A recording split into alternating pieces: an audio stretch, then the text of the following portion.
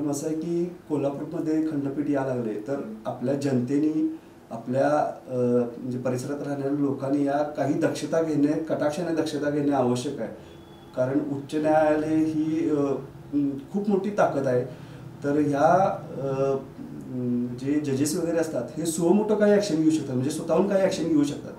जेणेकरून आपल्या इथं आता सारखे फ्लेक्स वगैरे लावले जातात, चौकातून फ्लेक्स वगैरे असतात, भटकी कुत्र्यांचा प्रश्न असतो किंवा इतर शासकीय निमशासकीय वर्गांचे काही प्रश्न असतात.